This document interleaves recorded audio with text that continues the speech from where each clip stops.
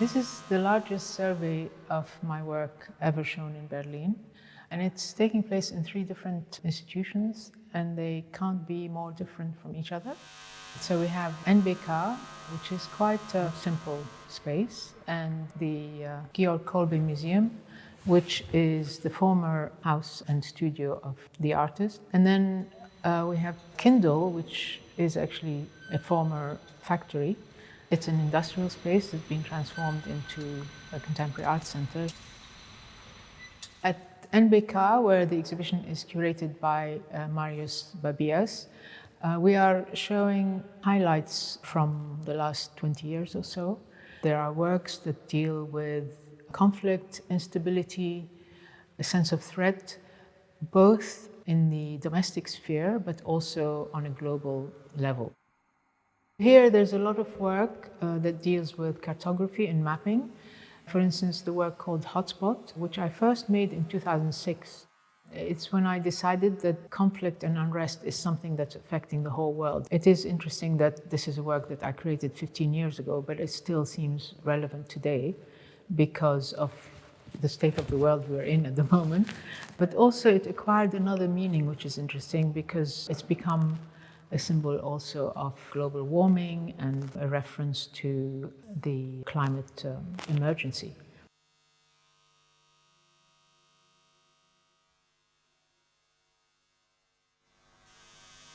There are also references to the domestic, like in the work that I called Home from 1999. Here there's an assemblage of kitchen utensils lying on the table, and electricity is running through them to light up light bulbs that are hidden under colanders and sieves. And also what I did was to amplify the sound of electricity. So you have this buzzing, humming sound, which adds to the sense of threat. Another work that deals with the domestic here, it's called Mobile Home 2. In this work, there's a lot of objects that refer to home, but also to travel. This work speaks of populations in flux, about displacement of people and being caught up between barriers and borders.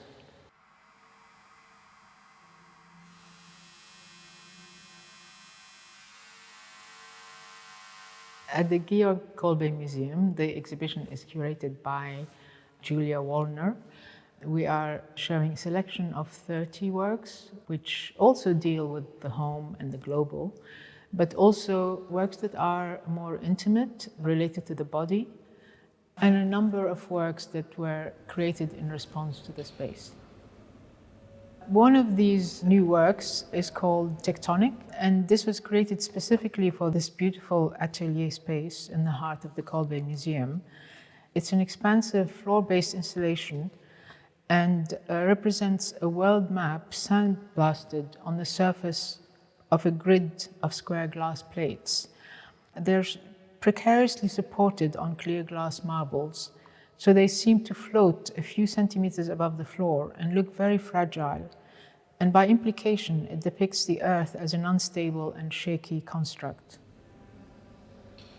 Another new work that I made because of the height of the ceiling here is a work called Electrified Variable 5. And this is work that originates from experimentation I was making when I was a student in the late 70s.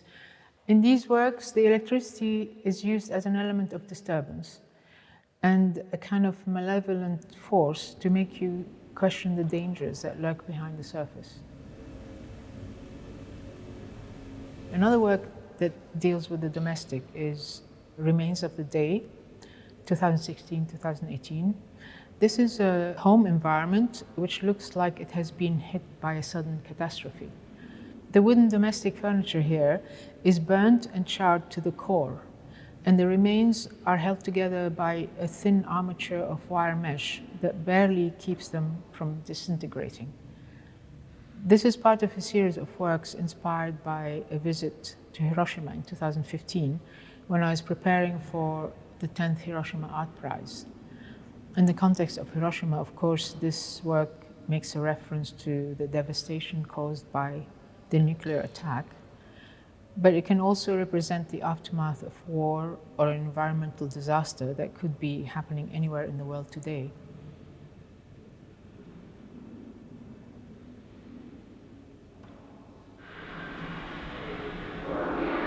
On the lower ground floor, we're showing the work Performance Documents, which covers performances from 1980 to 1987. And it gathers together photographs, sketches, descriptions, and video documentation of some of the live works I created during the 1980s. It gathers practically all the traces that remain from the performance work I made in that period. Many of these works, which are quite improvised and shown both in gallery spaces or simply outside in the street, were only performed once. Therefore, these documents bring together rare archive material from an early point of my career.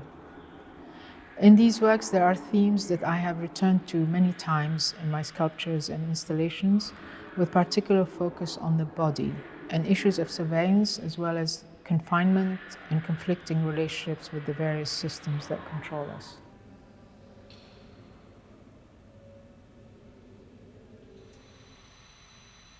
The third venue is this magnificent Kessel house in the Kindle beer factory, which has been turned into a contemporary art center.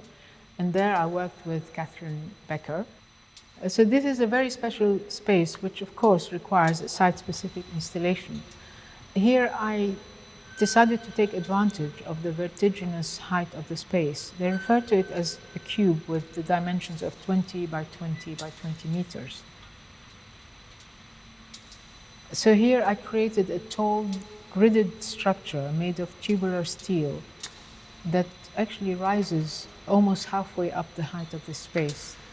It looks like the bare bones of a building that could be in the process of being built or stripped for demolition.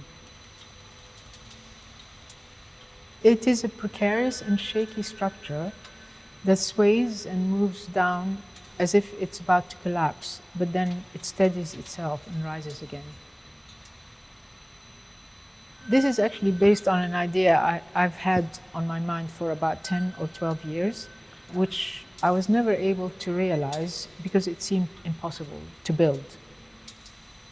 It is a work that speaks of our shaky and precarious existence on the brink of collapse with a promise of reconstruction and renewal.